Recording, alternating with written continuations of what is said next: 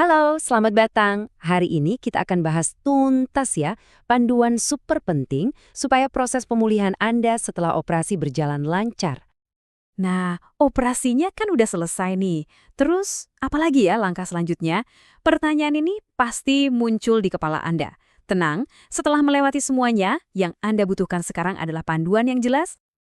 Oke, biar nggak bingung, kita udah siapkan semacam peta jalan pemulihan buat Anda.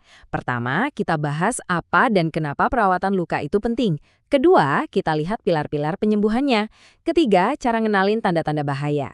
Keempat, rencana aksi harian yang bisa Anda lakukan. Dan terakhir, kapan sih waktu yang tepat buat panggil bantuan? Yuk kita mulai.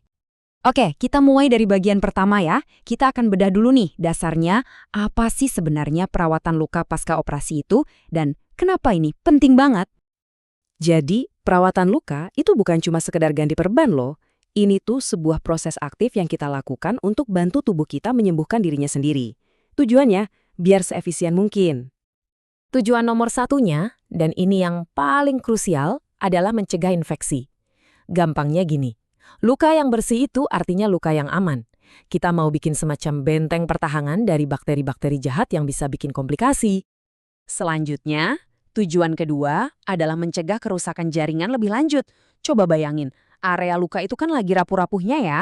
Jadi, penting banget untuk kita lindungi, supaya tubuh bisa fokus memperbaiki diri tanpa ada gangguan atau kemunduran.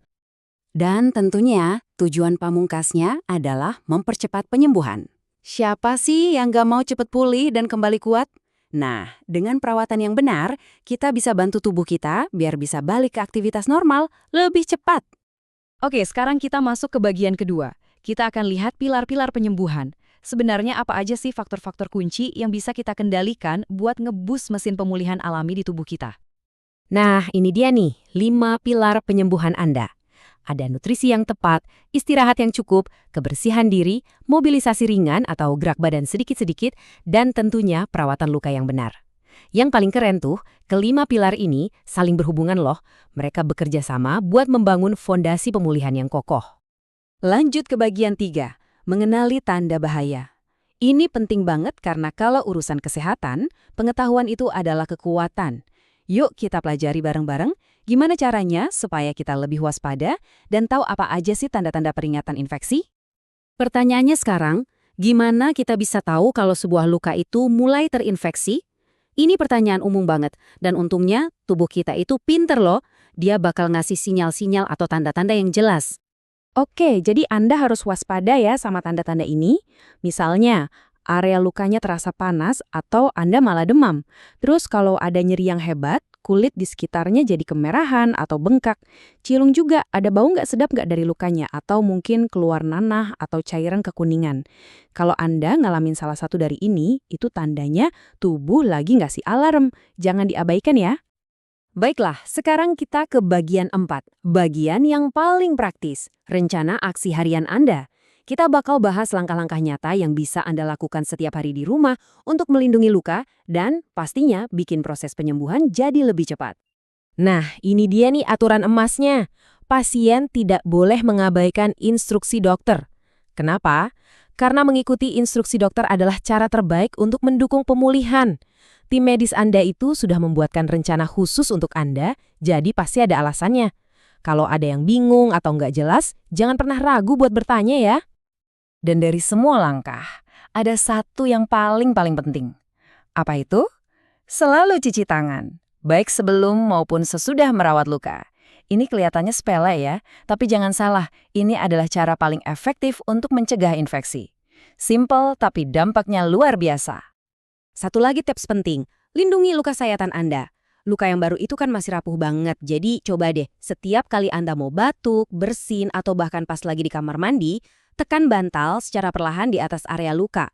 Trik simple ini bisa kasih dukungan ekstra dan bantu mencegah luka jahitan terbuka lagi karena ada tekanan. Ada beberapa kebiasaan cerdas lain yang bisa Anda terapkan. Pertama, jangan pernah, sekali lagi, jangan pernah lewatkan janji kontrol. Kedua, jaga luka tetap kering, jadi jangan direndam ya pas mandi. Ketiga, kalau nyeri, minum obat sesuai resep dokter. Dan terakhir, coba deh bergerak sedikit misalnya dengan jalan kaki singkat secara teratur.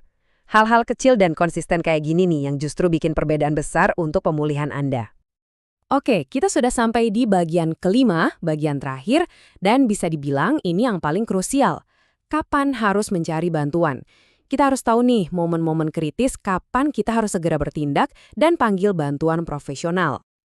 Perhatikan baik-baik, ini adalah tanda bahaya. Kalau Anda mengalami salah satu dari yang akan kita bahas selanjutnya, jangan ditunda-tunda, jangan tunggu. Ini adalah situasi di mana Anda harus segera cari bantuan medis. Jadi, kapan harus segera cari bantuan? Kalau ada perdarahan dari luka yang nggak berhenti-berhenti, kalau Anda merasa sulit bernapas, kalau Anda nggak bisa buang air kecil sama sekali, dan tentunya kalau muncul tanda-tanda infeksi yang jelas seperti yang kita bahas tadi. Semua ini adalah gejala serius yang butuh penanganan medis secepatnya. Ingat, kesehatan dan keselamatan Anda itu nomor satu. Dan ini adalah pesan utamanya ya. Jika Anda ragu apakah sesuatu itu normal atau tidak, segera hubungi dokter atau tenaga medis profesional. Intinya, jangan pernah menebak-nebak soal kesehatan. Kalau ragu sedikit saja, lebih baik bertanya. Selalu lebih baik berhati-hati kan? Nah, sebagai penutup pembahasan kita kali ini, coba deh luangkan waktu sejenak untuk berpikir. Dari semua yang sudah kita bahas, apa sih satu langkah positif yang akan Anda ambil hari ini juga untuk mendukung perjalanan penyembuhan Anda? Satu langkah kecil saja bisa jadi awal yang luar biasa.